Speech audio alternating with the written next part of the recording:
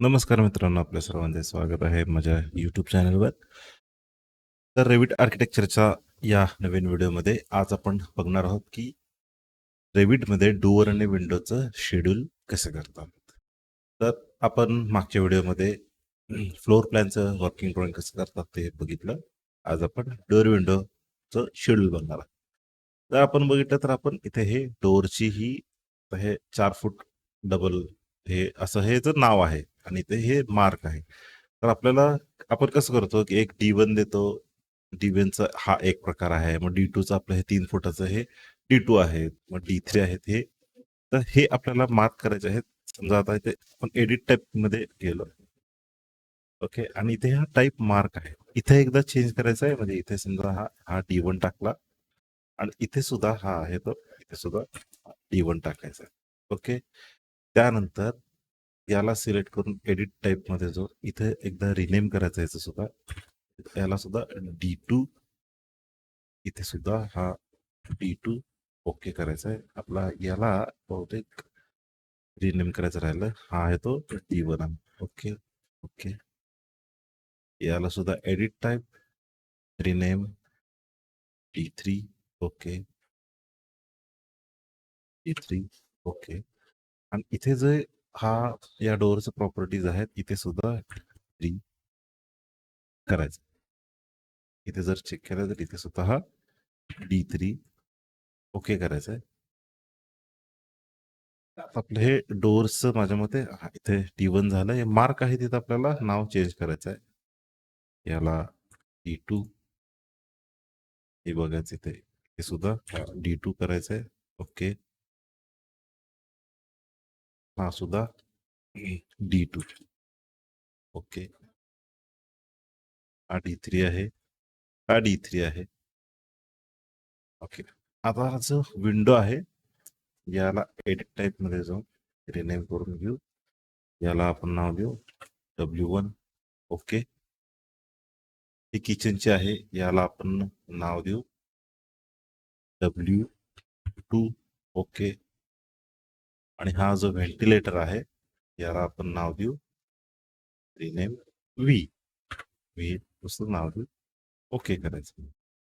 Okay, आता आपल्याला हे डोअर विंडो हवं आहे, तर कशात जायचं? हे जे शेड्यूल आहे ना, ह्याच्यावर राईट क्लिक करायचं, न्यू शेड्यूल करायचं, आणि ह्याच्यात बरेच प्रकारचे शेड्यूल्स आहेत.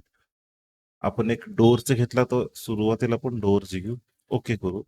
मी या डोअर मध्ये हे विचारते की तुम्हाला ह्याच्यात काय काय हवं आहे.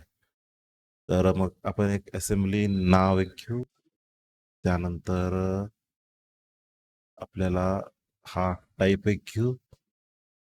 त्यानंतर हाईट एक घेऊ, ही हाईट, ही विड्थ, आणि ओके करू. ओके केल्यावर बघा हे D1 D2 D3 याची हाईट वगैरे झाली. तर असेंब्ली नेम मध्ये आपण काय दिलं नाहीये, मग आपल्याला ते नको असेल. एडिट करायचं आणि हे असेंब्ली नेम आहे ते पण कॅन्सल केलं, ते थोडक्यात इकडून जातं ते. याच्याऐवजी समजा आता फर्स्ट फ्लोअर असेल तर इथे लेवल टाकलात आपण, हा लेवल सुद्धा हा वर घेतलात. ओके, तर हे येते बघ ग्राउंड फ्लोअर. जर फर्स्ट फ्लोअर आपला असताना तर फर्स्ट फ्लोअरचं सुद्धा हे असंच मार्क करून घे.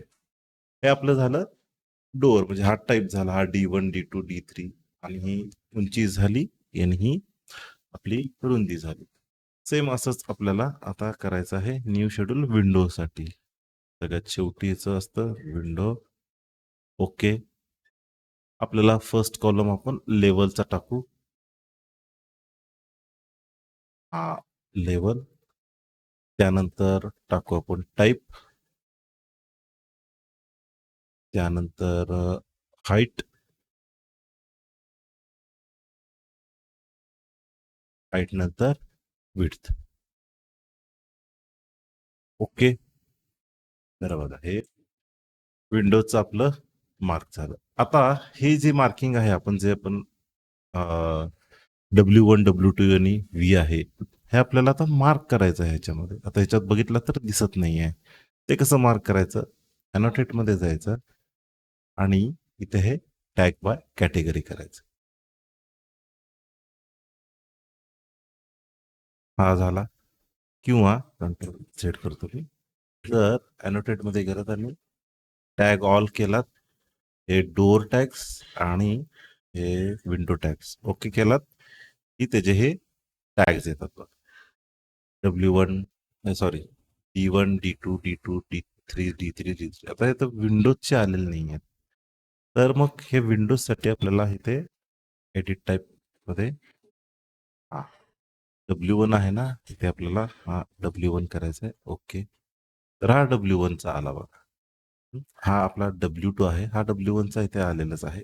पुन्हा इथे एडिट टाईप मध्ये जाऊन इथे जो टाईप मार्क आहे हा आता हा W2 करायचा आहे.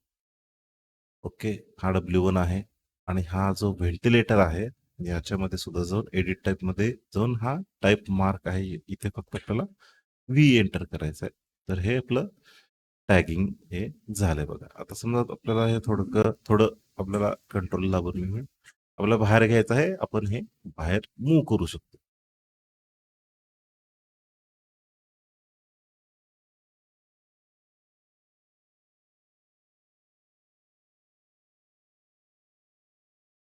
हे W1 पण आपण इकडे बाहेरच्या साईडला मूव्ह करू शकतो.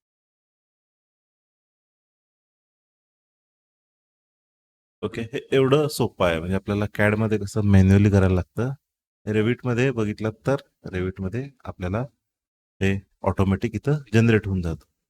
विंडो मध्ये माझ्या मते आपल्याला एक सील एक राहिलंय याच्यामध्ये फील्ड मध्ये, ते सील हाईट एक ऍड करू आपण. ओके, बघा ह्याची सील हाईट पण आली बघा. एकदम मस्त होतं. त्यामुळे माझं रेकमेंडेशन आहे की तुम्ही रेविट वापरायला सुरू करा.